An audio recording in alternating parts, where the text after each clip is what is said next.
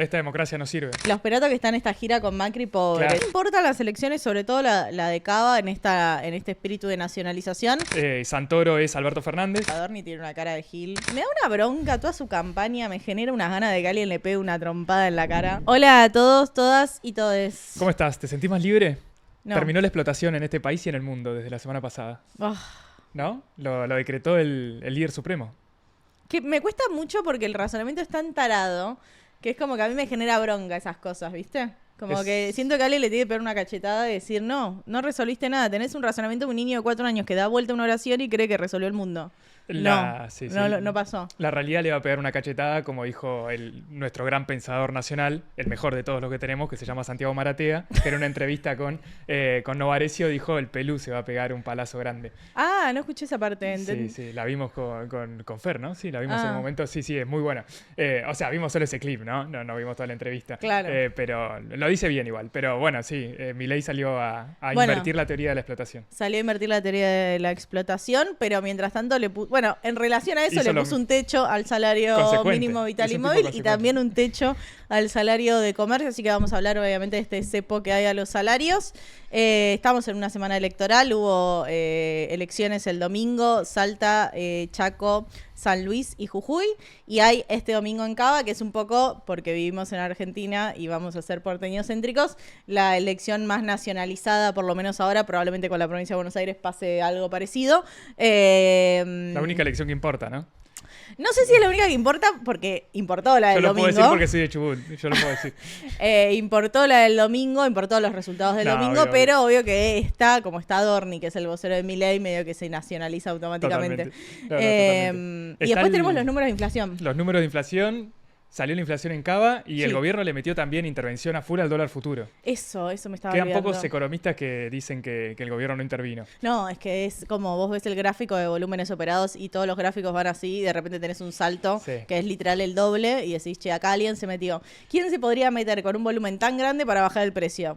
Solo el Banco Central. El organismo soviético del Banco Central. El masismo austríaco. Muy parecido, muy parecido a lo de Kicillof, a lo del 2015, a lo de Banoli en 2015, que intervenían a full, que terminó una causa judicial. Sí, muchas cosas en este gobierno van a terminar en causas judiciales. No sé si la política económica, pero que tienen casos para entrar a Comodoro Pi, seguro. Y de ahí se entiende la pelea de Milei con Macri también, ¿no? Sí, qué mal se lo ve a Macri, la verdad. Macri está... Nunca pensé que lo iba a ver así, ¿viste? Como que había toda una estela de él como villano de la Argentina con su blockbuster y como espiando a todos, que parecía algo más grande de lo que se ve hoy en día. Sí, y vamos a ver qué pasa el domingo en las elecciones de Capital, pero sí, parece Franco Macri debe estar mirando desde el cielo muy, muy decepcionado. Desde el cielo, desde el infierno. Yo estaba decepcionado desde antes, ¿no? Imagínate, ahora de estar como, yo sabía. Yo sabía que eso iba a pasar, claro. Yo sabía que vos no ibas a poder. Eso seguro. Pero Macri se vengó siendo presidente, ¿no? El tipo. Sí. Pero bueno, sí, hay que ver cómo terminan las elecciones del domingo, que podrían ser como el fin del macrismo, del PRO. Sí, ¿con qué arranquemos con la parte económica? Porque las elecciones, o sea, para mí el dato por lo menos más relevante de las elecciones sigue siendo la baja participación, que era lo que ya sabíamos de Santa Fe, que fue la primera campaña electoral, la primera votación en el país este año, y que lo que llamaba la atención era eso, que había bajado mucho la participación electoral. Quería arrancar con economía y arrancaba con elecciones. Pero bueno, que bajaba mucho la participación, incluso comparado con 2021, porque hay que comparar con legislativas, siempre votan menos en legislativas que en ejecutivas, porque a la gente le importa menos el poder legislativo, evidentemente. Y se definen menos, objetivamente. Y sí, un poco pasa eso, pero incluso comparado con 2021, que era el año de salida de la pandemia, o sea que involucraba algún tipo de riesgo, ir a votar, había que ir con barbijo, todas esas cosas, bueno, bajó mucho en relación a eso. Así que imagínate las pocas ganas de votar que hay en el país. Y que ya venían bajas con la de Santa Fe, que lo habíamos charlado. Sí, evidentemente hay un declino cada 2 años, la tasa va cayendo, y hay que ver qué pasa ahora el domingo con la capital, pero evidentemente ahí hay un problema. Después yo creo que las elecciones provinciales no no marcan mucho lo que puede llegar a pasar en los nacionales. En general no pasa así. De hecho, en el 2023 vimos como los dirigentes de Juntos por el Cambio que se estaban poniendo el traje, el próximo presidente iba a salir de la interna de Juntos por el Cambio, iban corriendo a las provincias para adjudicarse triunfo frente a la interna. Me acuerdo que viajaron a Chubut a sacarse fotos con Nacho Torres, se lo tiraban y ahora medio que eso se cayó un poco porque, como decíamos, estamos en elecciones legislativas, este año no hay elecciones ejecutivas, pero en el 2023 Milei perdió todas las provincias y ganó las primarias, claro, salió segundo después en las generales, pero en el balotaje ganó por mucho, ¿no? Sí, para mí importan las elecciones, sobre todo la de Cava en este espíritu de nacionalización, no solo por la legislatura de Cava, que por ahí eso nos puede importar más o menos, sino por el mensaje que genera eso, sobre todo a los inversores y al mercado financiero, ¿no? Como qué señal sería si gana Santoro por mucho. Un poco qué mensaje va a ser, y en esto me parece re injusto, ¿no? Porque hay una nacionalización de una votación donde votan solo los porteños que tienen domicilio acá. De hecho, ninguno de los dos votamos en esa elección, pero el mensaje que salga... Yo sí voto, yo me cambié mi domicilio. Ah. Yo soy un patriota. En 2011 vine acá a estudiar y me cambié el domicilio. Incluso en el 2011, creo que el 2011 ya voté en la nacional. Yo soy inquilina, chicos, yo no voy a cambiar mi domicilio hasta que no tenga una casa propia. Después me mandan el documento a una casa que alquilé hace 5 años, qué sé yo. Pasa que yo tenía domicilio en Comodoro Rivadavia. Claro, bueno, obvio, yo cruzo la General Paz.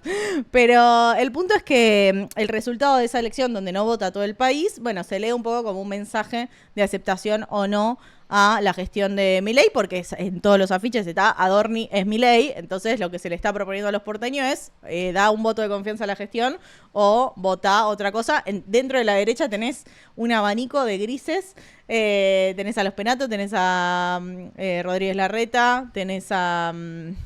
bueno, todos son medio derecha, está la de la coalición cívica, está Marra, siempre me lo olvido, pero está ahí. ¿Viste el spot que hizo contra el oficio? Me da una bronca, toda su campaña me genera unas ganas de que alguien le pegue una trompada en la cara. ¿Cómo voy a bancar a esa persona, Toda la carrera política de Marra está hecha para eso. Sí. Desde el principio te... Da ganas de golpearlo, claro, por eso. Pero a los propios les genera lo contrario, ganas de abrazarlo a Marra. Claro, pero él es un niño rico. Claro. O sea, yo vi un video donde le decía a un chabón como si dormía en uno de los aparadores y el tipo muy...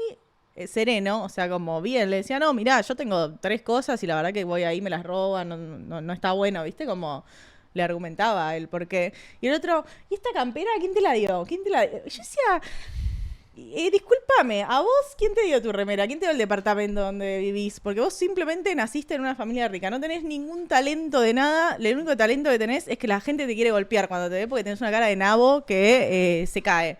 Entonces decís como, pará, flaco, ¿quién sos? Y además dice, no, porque la gente que va drogada por la calle.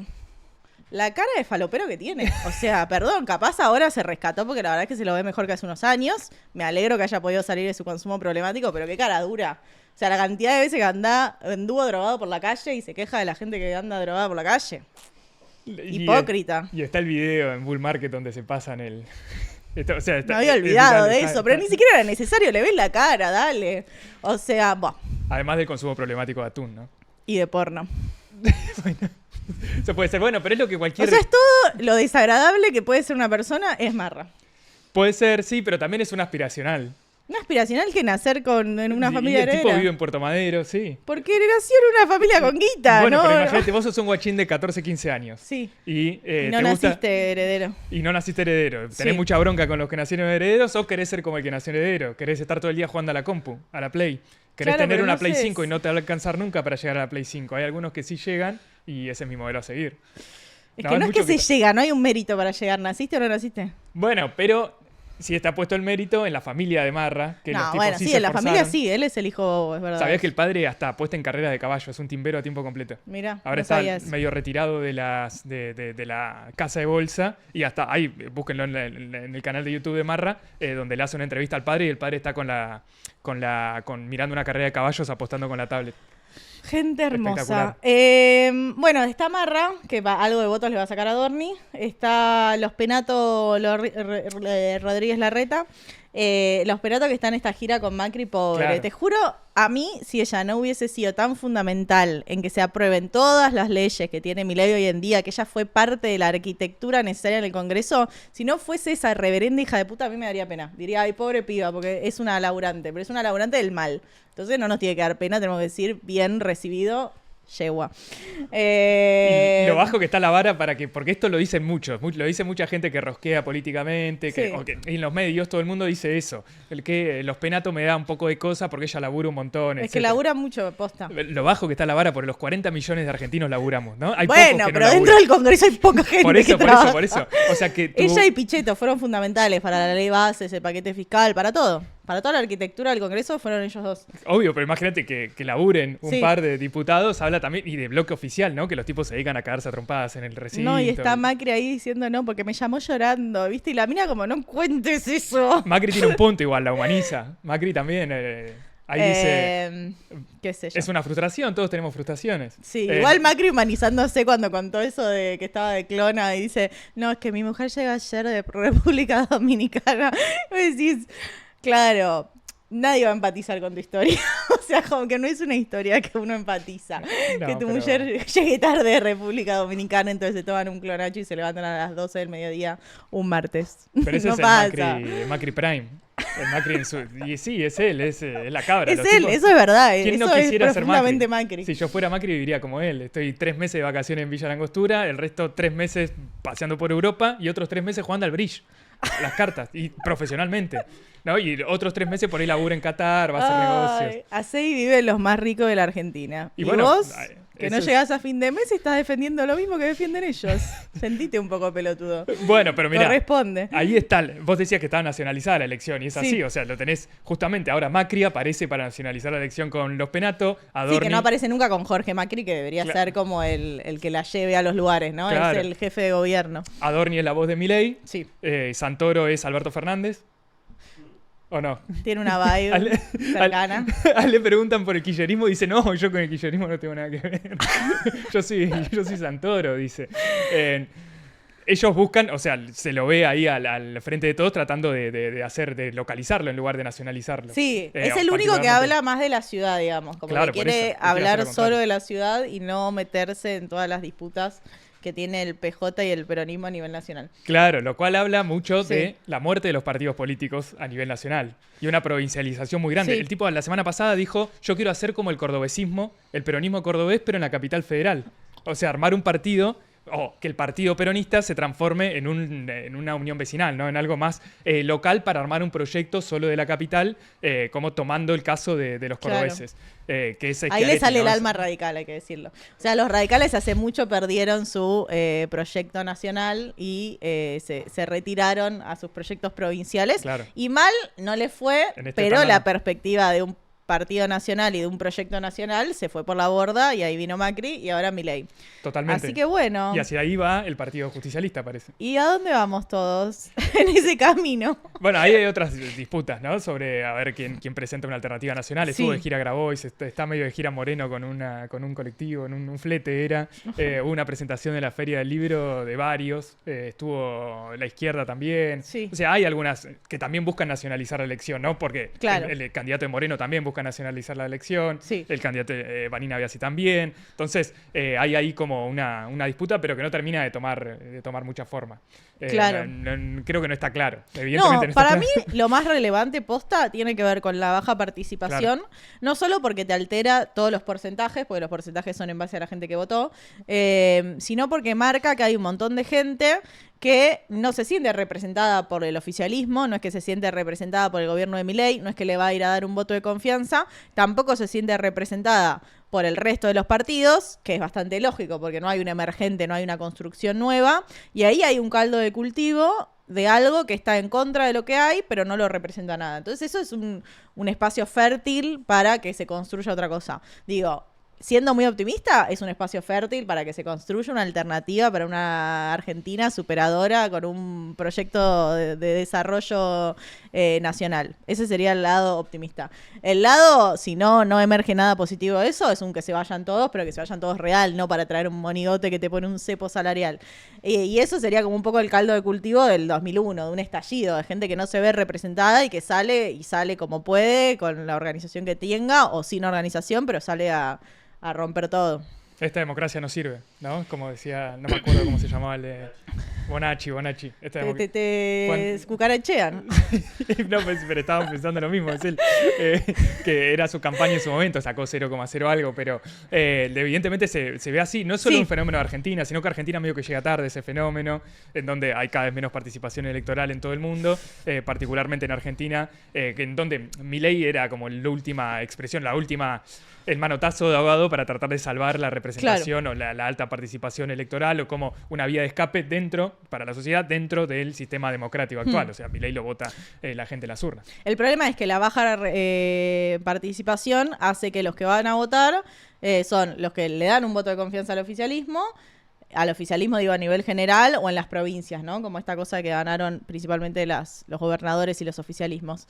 Entonces es medio complejo, ¿viste? Para el escenario general en esto de tratar de frenar a Milei o dar un mensaje anti-Milei. Como que, bueno, justamente como no hay ningún espacio que pueda representar eso no termina de demostrarse y es un problema. Yo tengo esa contradicción, como que por un lado, mi yo de 20 años, y la verdad no iría a votar porque no veo algo que diga, uy, sí me da ganas de ir a votarlo.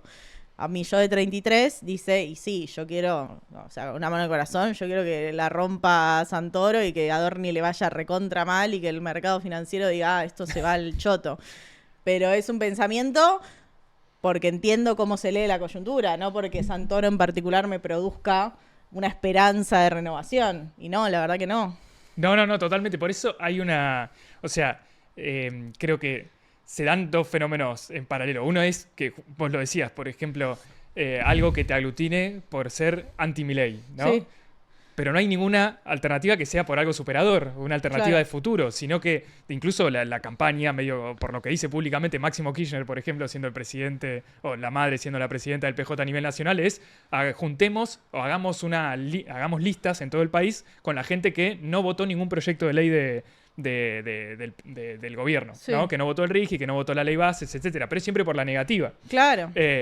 Exacto. Con esa misma, o sea, con esa forma de tratar de organizar las listas a nivel nacional, por un lado, le está costando conseguir votos y por otro, tampoco se presenta como alternativa de poder porque esa gente que sí votó por los proyectos de Milei hace otro tipo de pactos, o con la Libertad Avanza, o con los radicales, o arma su propio partido provincial, que es lo que está empezando a pasar ahora en las provincias. Entonces, a la propio armado del PJ lo pueden correr por izquierda y por derecha. Por izquierda, sí, porque no presenta una alternativa superadora, y por derecha porque los peronistas de Perón le dicen, pero el peronismo a los gobernadores del norte siempre fueron lo mismo, pero hay que pactar igual. Claro. Y así somos una opción de poder. Y ahora no es ni una cosa ni la otra, entonces parece estar diluido. Y eso también juega a favor de la construcción del mago del Kremlin, de Santiago Caputo, que es... queremos una dispersión total de la oposición para hacer una minoría intensa. Exacto. Y en la medida en que la gente no vaya a votar, eso lo fortalece porque solo van a votar los convencidos. Y eso se da en todos los ámbitos. En parte lo pensaba sumado a lo que charlábamos el martes pasado, que era el proyecto de super IVA y de tratar de eliminar la coparticipación provincial, etcétera, donde el propio gobierno nacional dice que las provincias compitan para bajar impuestos. Entonces se avanza tanto electoral, política, social y económicamente hacia una disgregación nacional. O sea, no existen más los partidos nacionales y que las provincias armen sus partidos porque en las provincias van a tener que competir entre provincias para atraer inversiones, para bajar impuestos o para competir entre ellas. Entonces cada gobernador se aglutina en torno a sí mismo y trata de competir con el vecino. Por eso me da la sensación como que estamos en un proceso de una disgregación muy grande a nivel nacional. La balcanización. Una balcanización, claro. Sobre todo también teniendo en cuenta que en Argentina hay como 3 o 4 países en uno, ¿no? Una parte del país que vive de la renta petrolera, otra parte de la renta del agro, otra parte de las finanzas como la capital, otra parte de la minería como en el norte y así, ¿no? Entonces, eso favorece también la propia estructura de Argentina. Sí, y que es el esquema que se necesita para este modelo de país. O sea, para el modelo de Milei, de un modelo completamente extractivista, y pensado para el capital extranjero, es eso, necesitas eso. Lo cual es una lástima en términos de la potencialidad que tiene Argentina si logra unificar todos estos sectores y tratar de presentar un proyecto de país Exacto. que lo aglutine a todos estos sectores que por ahí uno puede pensar que son contradictorios, pero se pueden llevar hacia una síntesis a través de un plan, de una alternativa, etcétera. Pero el gobierno apunta en todo lo contrario, apunta a la atomización completa de todo, incluso regional del país. Es que para mí es clave esto que dijiste, como que siempre estamos yendo por la negativa y vos en realidad para ir por la positiva deberías tener el proyecto. O sea, no te digo un proyecto terminado de qué es lo que vas a hacer, pero sí un horizonte de, bueno, mi modelo de país es este. Y es opuesto a este de Milei porque no apostamos a una fragmentación del país, porque no apostamos a el sálvese quien pueda a nivel individual, provincial, municipal y nacional. Porque apostamos a una región, porque digo, no sé, ahora están todos los presidentes de los países de Latinoamérica en la CELAC haciendo acuerdos con China y nosotros tenemos a Milei 6 horas con el Gordán, ¿entendés? Entonces como, bueno, tiene que ver con pensar ese proyecto de país y hacia dónde queremos ir. Ahora, esto que para mí se presenta tan claro, porque en parte viene de una negativa, o sea, viene de una propuesta muy clara y vos lo que querés hacer es otra cosa, pero esa otra cosa no está representada por ningún proyecto. Yo lo he escuchado a Santoro, dice cosas interesantes de la ciudad, de los cuidados, de lo que sea, pero no hay en el peronismo, por lo menos, un proyecto acabado que vos digas, bueno, sí, se va a ir por acá. No, están peleándose entre ellos y tampoco queda muy claro por qué, o sea, sí, queda claro por qué, por poder, pero digo, no queda claro que sea por ideas o por ideología. Y después tenés a la izquierda, que para mí tiene un montón de cosas que servirían en ese proyecto de país, porque tiene que ver con el manejo del comercio exterior, tiene que ver con la banca nacional, tiene que ver con un montón de cosas que la izquierda históricamente dijo, pero que a la vez no logran como posicionarse como una alternativa o construir esa alternativa. Entonces es un escenario, ¿viste? Donde decís, bueno, chicos, ¿saben qué? ¿Por qué no nos organizamos y nos matamos? No, mentira, chiste, es un chiste. No, a mí me pasa por ahí, me preguntan, ¿a quién votas vos? Y yo digo, voy a votar a Barinaviada hacia la izquierda. Pero al mismo tiempo digo, estoy cansado de votar en contra del ajuste. ¿No? Hace 15 años que voto en contra del ajuste. Y al mismo tiempo también pienso, la gente también debe estar cansada de decir, bueno, ¿por qué voto a la izquierda? Porque está en contra del ajuste. Pero yo lucho todos los días contra el ajuste tratando de llegar a fin de mes y así todo no llego. O sea, estoy cansado, jefe. No quiero también ir a votar a alguien para seguir explotándome, en este caso, para ir a marchas o lo que sea, ¿no? Que para mí es lo que hay que hacer. Yo trato de ir a todas las marchas que puedo. Sino que, con esto refuerzo el planteo anterior, en términos de ir por la positiva, de presentar una alternativa. Para eso creo que es difícil, no es fácil, ¿no? Obviamente tenemos uno de los países, el octavo país más grande en extensión de tierra del país, y al mismo tiempo todos estos problemas que tenemos en términos de las distintas regiones del país también hace que en los últimos años, sobre todo, hay momentos donde es más fuerte que en otros, hay también como una interna entre provincias y entre regiones cada vez más grande y que al mismo tiempo los gobernadores tratan de explotarla, ¿no? Con, por ejemplo, esto de la coparticipación, yo hacía el chiste al principio de que la única elección que importa es la capital. Todo el país lo ve de esa forma, pero en términos negativos, ¿no? Dice, los porteños toman las decisiones y nosotros no las tenemos que fumar. Siempre aparecen, ¿te acuerdas que habían aparecido en Mendoza? Aparecieron también en provincia, algunos en la Patagonia. Hay algunos locos que empiezan a juntar firmas para secesionarse de Argentina.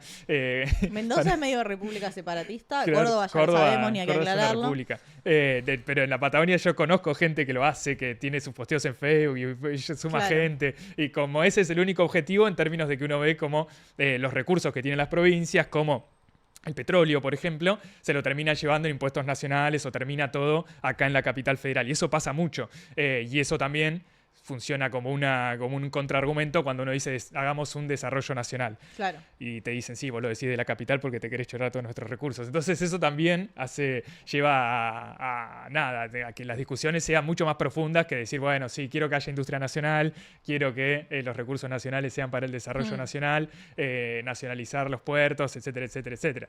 En el medio creo que hay que hacer algo mucho más concreto, que es, si estamos laburando un montón, ¿para qué laburamos? ¿Para quién laburamos? ¿Quién se lleva toda la guita que nosotros mismos generamos? ¿Quién se lleva la guita de nuestros recursos? Y es ponerle cara a los que se llevan esos recursos. Porque creo que, por un lado, hay que canalizar el odio, como hacen los ingenieros del caos, como hace el mago del Kremlin, hacia los empresarios que hoy se le están llevando en pala. Ni siquiera son empresarios, son rentistas, ¿no? Que se llevan la renta del petróleo, de todo lo que nosotros producimos en Argentina y que vamos a producir sobre todo, pero que nadie le pone cara, nadie sabe quién es. En Twitter está el meme de Lord Elstein, que hace mucho de eso. Es un buen trabajo ese, medio antisemita, pero es un buen trabajo. Hay rasgos bastante antisemitas en eso. Yo no me voy a poner a defender a Elstein, pero se podría ir por otro lado. Porque podríamos usar Lord de Unequian, Lord de Roca, pero es justo él. También es porque es medio la mano, o el que realmente maneja los hilos de Milei, pero creo que ahí es un lugar donde se puede canalizar el odio, pero para canalizar el odio también hay que presentar un proyecto distinto, una alternativa, cómo fortalecer una moneda, cómo desarrollar las tecnologías. Hay un montón de aristas, pero tratar de unificarlas entiendo que es muy difícil. Obvio que es difícil, pero bueno, es esa la construcción que nos toca en este camino. Digo, no hay otra porque Milei sigue avanzando y hay toda una narrativa y ahí paso a esto de que en realidad no es que el empleador te explota, sino que vos le comprás dinero al empleador, eso que dijo Milei en el Latam Forum Economics, o sea, se lo dijo a los empresarios, le dijo, claro, en realidad es mentira que ustedes explotan a los trabajadores, sino que los trabajadores les compran el dinero para que después puedan comprar sus mercaderías. Y listo, así se terminó la teoría de la explotación. Dijo eso, así se terminó la teoría de la explotación. Así lo terminó él. Y la gente lo aplaudió, chicos. ¿Entienden esto? En esto de que hay que odiar a ciertas personas. O sea, los empresarios escucharon eso y lo aplaudieron. Hay otra tendencia muy buena de Twitter que es no odiamos lo suficiente a Javier Milei. Esa es buena, porque Sí, pero viste, odiar a Javier Milei es como que está tan roto el chabón que te da un poco de pena. O sea, posta era como, él puso una cara de resolví un conflicto de siglos. Que vos decís, claro, está roto este tipo. Ahora, los que lo aplauden, reverendos hijos de puta, porque además no es eso que solo lo aplauden. Vamos al caso de comercio. Habían arreglado una paritaria, empleadores, empleados, comercio, un sindicato que suele arreglar paritarias bastante chotas, ¿no? Un sindicato que representa más de 400.000 trabajadores. O sea, estamos hablando de uno de los sindicatos más grandes de la Argentina. Y que había arreglado una paritaria de menos del 2% mensual durante 3 meses. O sea, 5,4, si no me equivoco, los 3 aumentos. Sí, si lo sumabas. Si lo sumabas, o sea, ni siquiera eran un pago, eran todos menos de 2% mensual. Era 1,9, 1,8, 1,7. Exacto, tuviste 3,7% de inflación en marzo nada más. Bueno, dijeron que sí los empleadores, dijeron que sí los empleados, el sindicato, y sale el gobierno a decir no, es mucho. El techo salarial es del 1%. Y acá no es que sale el gobierno, porque el gobierno se juntó con los supermercadistas y ahí arreglaron que no iba a haber aumento en los salarios y que por eso no tenían que aumentar los precios. O sea, los empresarios van al gobierno y le piden que no homologue esa paritaria y que le ponga un techo salarial del 1%. ¿Para qué? Para que no paguen más en salarios. Entonces, los empresarios no solo aplauden a Javier Milei en sus teorías falopa, sino que después le piden ayuda para regular el salario, que es lo único que regulan. Entonces, ahí hay que entender a quién hay que odiar verdaderamente, porque Milei es bastante marioneta, gatito mimoso del poder, le han dicho en algún momento. Al que hay que odiar verdaderamente es a esos inescrupulosos que no se dan cuenta que los que le compran son esos mismos trabajadores.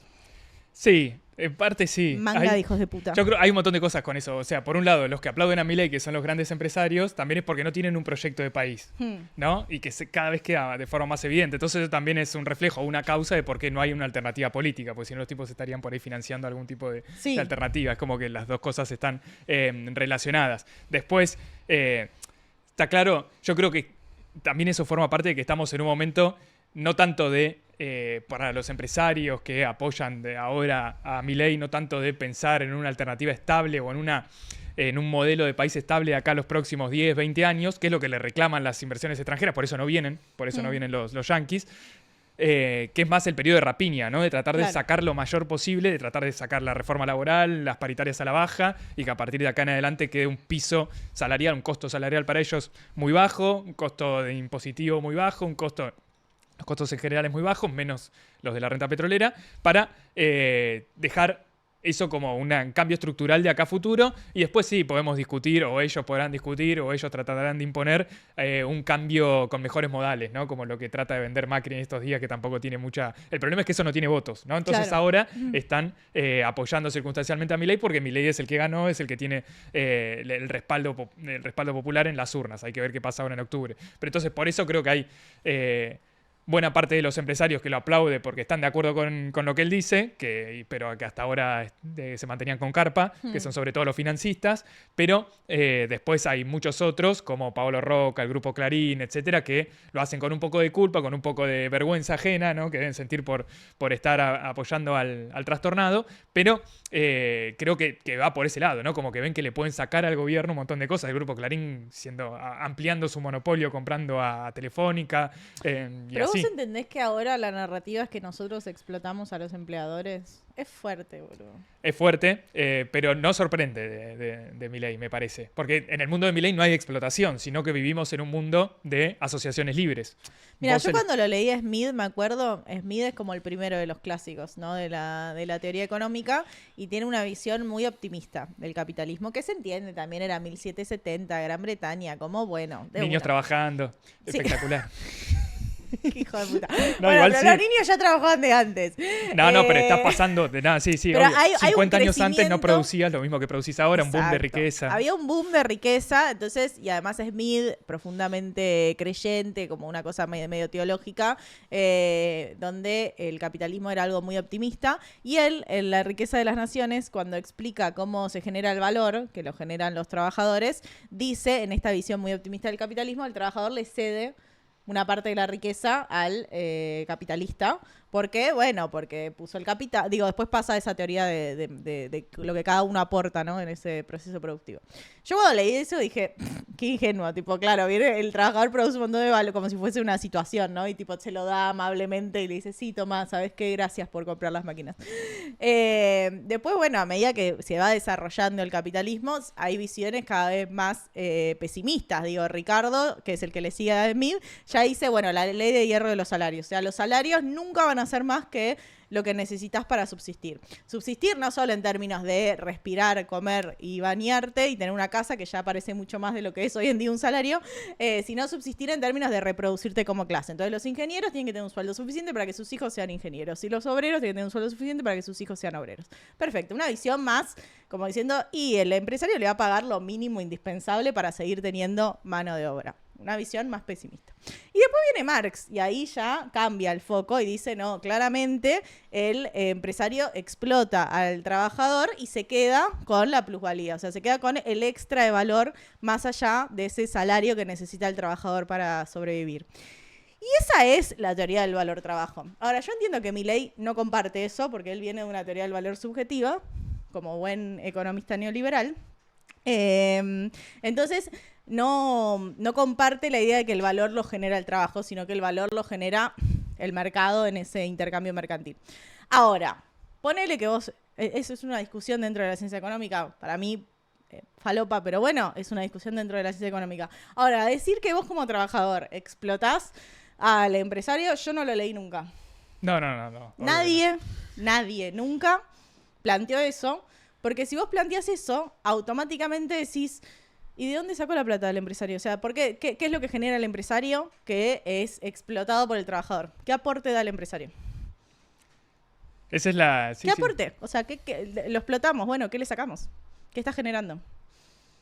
No, totalmente. Por eso la teoría de que la riqueza solo se genera a través del trabajo es compartida por Smith, Ricardo y Marx, ¿no? Hay una continuidad entre los clásicos y otros, ¿no? Ellos son los más famosos.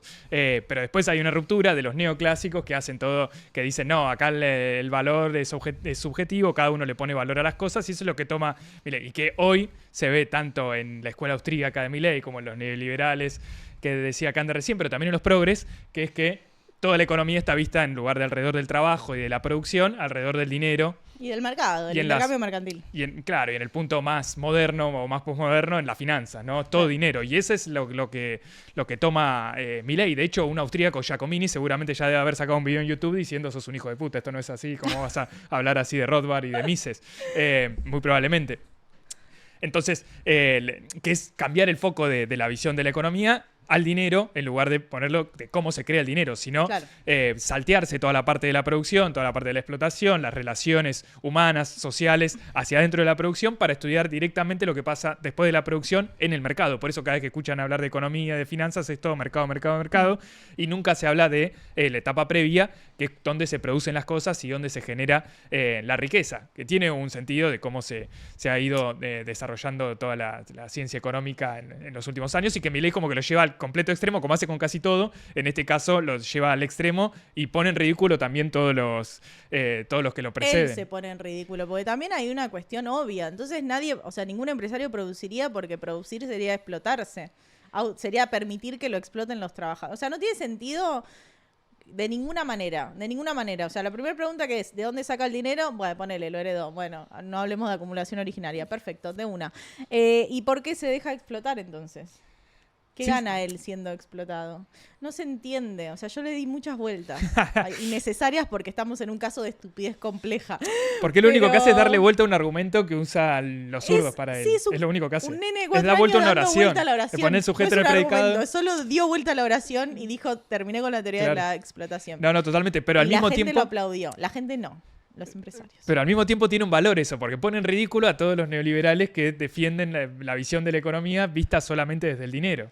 Sí. Para mí hay algo de valor ahí. Hay algo que muestra la algo que no tiene que sentido. Estamos viviendo. Sí, y de hace muchos años más, ¿no? Porque ahí incluso hay un montón de problemas. Porque ¿por qué explotarte en cambio de pesos sino de dólares, que es el dinero? Hay un montón de salidas, pero evidentemente lo de Milei es una estupidez, pero no es una estupidez inocente tampoco. Claro. Creo que la clave también es en qué contexto lo dice, porque lo dice en el momento en el cual se está poniendo contra los aumentos salariales. Exacto. No es que lo dice en un momento en donde el poder adquisitivo del salario le está ganando por mucho a la inflación sí. y que están mejorando las condiciones de vida de los argentinos. No, sino que en paralelo a que argumenta teóricamente, supongamos, que no existe la explotación, al mismo tiempo dice el Estado, que soy yo, me voy a meter en las paritarias y voy a hacer que los salarios pierdan contra la inflación porque los salarios tienen que quedar por debajo para dar una señal macroeconómica. Ahora, yo digo, ¿no? El empleado de comercio, que no es solo el empleado de comercio, porque el sindicato de comercio permite que mucha gente esté bajo el convenio de sindicato de comercio y a veces son administrativos, bueno, un montón de cosas. El punto es, el trabajador, que ahora no sabe cuánto va a cobrar, porque no queda claro, no se homologa, qué pasa, qué porcentaje, bueno, no tiene ni idea de cuánto va a cobrar, o incluso va a cobrar menos de lo que iba a cobrar por esta no homologación. ¿Y va a votar a Milei o a Adorni? Y hay que ver. Es pelotudo. ¿Y a quién va a votar si no? Se recibe de idiota. ¿Y a quién vota si no? Te dan un papelito que dice Además, soy... Milei no va a elecciones. ¿Quién? Adorni va... Sí, en la capital. En Adorni, la provincia, ¿quién va? otro ser despreciable, porque le dimos a Marra, pero Adorni tiene una cara de gil. Nah, no solo una cara de gil. Bueno, se armó una pibe familiar, tan gil no es, ¿eh? En No, tres minutos se armó, le y dio laburo a toda su familia. Y vos ves la entrevista o la charla que tienen en la misa con el gordo Dan, y Adorni parece Einstein al lado de Milei. De hecho, están los clips, los únicos buenos clips de la misa son cuando las caras que hace Adorni cuando Milei se manda se pone a hacer... yo escuché 3 horas, creo, escuché la mitad. No puedo. La escuché, yo siempre escucho todo en 2. Sí. Este lo escuché en 2.5. Y todavía no entendía porque Milei está completamente falopeado, dice boludeces y habla muy lento. Y lo único que hace es, lo quieren sacar de bardear a los periodistas y él se mete de vuelta, se mete y quiere bardear periodistas y economistas. Pero no bardear economistas porque le erran en las proyecciones. Milei dijo que en abril-mayo la inflación va a ser del 1%. Sí. Por eso baja los salarios también. Disculpame, amigo, el que le pifia fuiste vos. No, totalmente. Ahora... Al mismo tiempo, eso, o sea, llevándolo a las elecciones, si el tipo es el anticasta y está todo el día hablando de él mismo y todo el tiempo está hablando de sus críticos, no se me ocurre algo más casta que eso. Claro. O sea, estar 6 horas en una entrevista hablando, la de Fantino es mucho mejor, pero por lejos, porque Fantino le hace preguntas, deja varios clips Fantino, espectaculares. Por más que sea pautino, bueno, sabe manejar una entrevista. Sí, el le hace gordo Dan preguntas. es un aplaudidor. Está en una mesa de aplaudidores que simplemente le van a decir, ay, sí, ay, qué genial, ay, nunca escuché a alguien tan gracioso. Pero con Fantino, por ejemplo, Milei dice que era algo que veíamos con Fer en Un Mundo Feliz. Él dice, no, nuestra incorporación en la guerra comercial es yo le voy a vender uranio a Estados Unidos, acá vamos a vender los recursos naturales afuera, y eso en otro marco no lo dice, porque claro. no le da para decirlo y nadie lo toma, ¿viste? Porque es como tan de todos. Pero acá en la misa es como que el tipo todo el tiempo habla de él, en Twitter ahora todo el tiempo habla de de él, ya como que incluso dejó de hablar de economía, y eso me da que es muy casta. Pero al mismo tiempo nadie lo está escuchando, porque a la misa la escuchaban menos de 30.000 personas. O sea, Reborde en su prime hace 30.000 personas. Solo él, o con algún entrevistado más o menos bueno. Pero Milei es el presidente. Con Fantino tuvo 120.000. Acá estaba también en su mejor momento. Acá en su mejor momento estaba en 30.000, que es la mitad de lo que tiene Nati J, hablando con ella y eso. Es rarísimo que tenga tan poco. Y es que es un embole también, ¿no? Digo, incluso para la gente que lo banca, decís, che. Es raro y es un quemo, a eso voy. Sí, es como que si el tipo está todo el tiempo repitiendo sí mismo. ¿Vos sabés que la hicieron solo para tener la entrevista virtual más larga? Para ganarla literal Bolsonaro. Era para tenerla más larga que Bolsonaro. En esa década estamos. Mientras Bolsonaro estaba internado. Pobre Jair. Pobre Mesías. Estaba hecho mierda en el hospital. Sí, solo lo hicieron por eso porque les había dado. Y Bolsonaro no se muere. Está ahí peleando por su vida. Totalmente, y no dice nada. Se transforma en un meme de sí mismo. Y es lo que le pasó a Alberto Fernández. Entonces no tengo ni idea de lo que puede pasar en octubre. ¿Viste la entrevista con Mariana Bray? Que dijo, dicen que me cojo a mi hermana, que me cojo a mis perros, que soy nazi. Yo quiero aclarar que no soy nazi. Ay, es como, por favor, qué gracioso. Qué gracioso si no fuese nuestro presidente. Si no fuese, claro. Si no fuese... había visto un tuit muy bueno que decía... Pasa que no se puede decir acá. Pero decía, tenemos al presidente más R de la historia del mundo. Y a veces nos cagamos de risa, pero esto es un momento de humillación muy grande, ¿no? Sí, muy grande. A mí me pasa eso, como que ahora que están todos los presidentes de la TAM en la CELAC hablando del desarrollo, que Brasil va a ser el puerto más grande para hacer comercio con China, que no sé qué, que encima con China que tiene esa capacidad de planificar a 50 años. Y nosotros estamos viendo una entrevista de Milei con Mariana Bray. Yo me quiero morir, o sea, el nivel subsuelo parece muy alto, ¿entendés? Como... Y no es eso, es todo lo que simboliza eso. Es Argentina entregada a Estados Unidos, Argentina entregada a estos timberos de cuarta. Argentina con un cepo salarial. La última vez que se hizo eso fue en 1975 y Celestino Rodrigo tuvo que volar por los aires. No se le pone un cepo a los salarios. O no se le ponía. Ahora, ¿vos leíste a la CGT decir algo del cepo a los salarios? Yo todavía no. Pero Cavalieri el jefe del sindicato, está peleando. Sí, está peleando. Sacaron un documento porque encima como parte de la cláusula de la negociación era que le empezaran a pagar antes de que se homologara. Porque esto ya venía pasando desde hace bastante. Claro. Es una política del gobierno desde antes. Pasa que ahora el gobierno la explicita. Exacto. Ahora hasta Francos lo dijo. Sí, hay un límite salarial. Y sacaron un comunicado de la Secretaría de Trabajo. Entonces... bueno, hay un conflicto porque parte del aumento ya se fue dado. Entonces pasa esto donde realmente no se sabe bien cuánto van a cobrar el próximo mes. No, claro, y forma parte de la negociación que está teniendo Caputo, el Toto Moreno, con los supermercadistas. Está haciendo exactamente lo mismo. Pasa que acá le mete además el tope salarial, porque con los supermercadistas se junta y le dice... no pases los aumentos de precios que te tiran las aceiteras, las cerealeras, que son las que ponen los precios del aceite, fideos, bla, bla, bla, los productos más importantes y que están muy concentrados. Los supermercados dicen, pero si los precios me lo aumenta mi proveedor, yo voy a perder margen de ganancia. Entonces, ¿qué le dice el Toto? No vas a perder margen de ganancia porque yo te voy a pisar el costo laboral. Entonces los supermercadistas dicen, bueno, si vos me pisás el costo laboral, si vos me asegurás... Eso, yo voy y no le pago el aumento que tenía acordado con el sindicato. Entonces, los supermercados no lo pagaron. Porque tienen el respaldo de la Secretaría de Trabajo. Pero Cavalieri dice, no, yo firmé, en el acuerdo estaba firmado de que me tenías que pagar. Entonces, por eso ahora está en un limbo y el gobierno quiere renegociarlo. El comunicado dice que se van a juntar de vuelta las partes para tirar la paritaria para abajo. Y que a mí lo que más me molesta en esto, poner CAME, ¿no? Que son pequeñas y medianas empresas. Que vos ves la razón, bueno, primero sale que hay muchos impuestos porque monopolizado el pensamiento de la UIA, pero más allá de eso, lo segundo dice es que la caída de ventas tiene que ver con que no hay políticas de demanda agregada, o sea, que no hay demanda, que no hay consumo. No hay plata. Y vos pisás la paritaria de uno de los sectores más grandes y que no solo es uno de los sectores más grandes por los afiliados, sino que es tan grande la paritaria de comercio que sirve como referencia para un montón de otros trabajos, para un montón de trabajadores informales, para un sector donde suele tener muchos grises, o sea, suele tener empleados registrados, no registrados. Entonces, estás marcando la pauta salarial de miles de personas. Y eso, obviamente que te va a afectar el consumo. Idiota, ¿quién te pensás que compran las pequeñas y medianas empresas? ¿Los brasileros que ya no vienen? No, tarado, tus trabajadores te compran. Entonces hay algo ahí en ese modelo que yo entiendo al empresario que es medio corto de vista y que dice, bueno, me bajo el costo salarial, pero en 2 meses te vuelve a bajar el consumo. Entonces es como un modelo de muy corto plazo que no cierra para el trabajador y tampoco cierra para el empresario que produce para el mercado interno.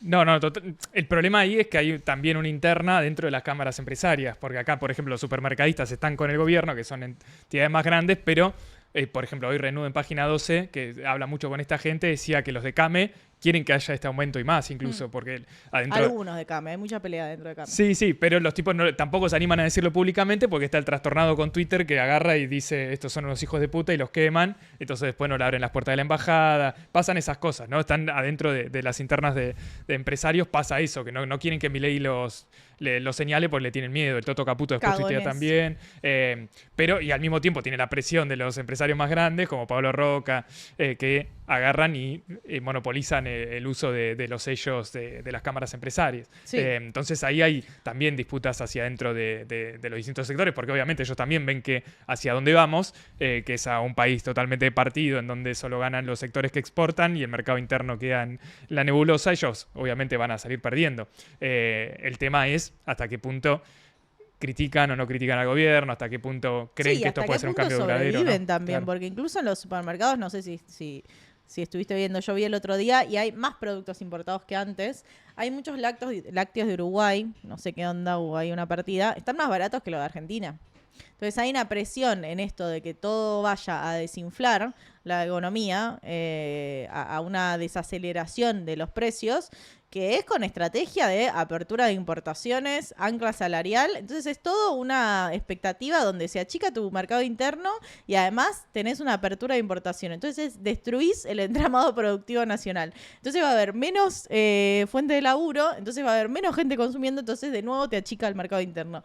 Es un escenario bastante apocalíptico, entonces me cuesta entender cuál es la previsión más allá de querer llegar a octubre con una inflación controlada. Bueno, pero ¿a qué costo? ¿Con qué país llegas a octubre así? Con la Play barata. Y que ahora vas a poder comprar celulares mucho más baratos también. Hoy a la mañana lo asumió el vocero. El Toto también lo puso en Twitter. Van a bajar los aranceles, las importaciones, los impuestos externos, que son los aranceles, y los internos, que son el IVA para la comercialización hacia dentro del país. Sí, alguna medida electoral iban a tomar, eso era obvio. Pero es algo que vienen haciendo con todos los productos, como vos decís, arrancaron con los alimentos con una medida más bananera de corto plazo para bajar los precios y llegar bien a las elecciones, y ahora están con las más electoralistas para estos, más lo aspiracional de tratar de tener la Play y comprar. Además los comerciantes están recalientes porque este es el hot weekend, entonces sí, nadie compra porque va a bajar el precio después si le baja el impuesto. En teoría, salvo que los productos de afuera vengan y se equiparen a los que se producen en Tierra del Fuego. Que ahí es donde donde está la mayor crítica. Igual va a bajar los aranceles para los productos de Tierra del Fuego también. Sí. O sea, queda un diferencial entre las importaciones de afuera Claro, y le bajan los impuestos internos para los de Tierra del Fuego. Igualmente, el gobernador de Tierra del Fuego salió a decir esto nos afecta directamente y nos va a hacer que hayan despidos. ¿Cómo fue las elecciones en Tierra del Fuego? Se ponía rechota. Pero el gobernador no es de ellos. Bueno, perdón, estoy mala. Pero bueno, igualmente esa es una discusión también grande y que también forma parte los dos Caputos que están en el gobierno porque sí. Es una empresa familiar esa. No sé si Nicky Caputo sigue ahí igual.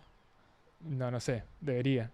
No sé, la verdad que no sé. El que sí tiene muchas acciones de eso es Traductor Te Ama, tu amigo. Él es accionista mayoritario. Ese chabón, por favor. Ese es accionista, vive sin laburar, vive de la renta que le da. Yo sé que judicializó el impuesto al aporte a las grandes fortunas, así que me cae mal de base. Y bueno, eso es, de esa forma viven los herederos, ¿no? Claro. Pero evidentemente ahí hay como... Vamos hacia una reconversión, pero no sé, viste, se le dice reconversión, pero es en realidad... Un cambio estructural en la Argentina. Claro, y romper buena parte del entramado... Claro, peonización. ¿Y sabés lo que pasó esta semana pasada? ¿Qué? Pasó algo muy triste, ¿no? Yo lo voy a contar así, pero... Que tiene que ver con esto de la disgregación nacional, del sálvese quien pueda, incluso entre provincias, mandatarios provinciales, etcétera. Como el modelo es Perú, como ya lo dijo Caputo, en Perú avanzó mucho la minería. Es uno de los países... ejemplos para el avance de la minería y en la retirada del Estado en la regulación para que uno pueda hacer minería rápido, ¿no?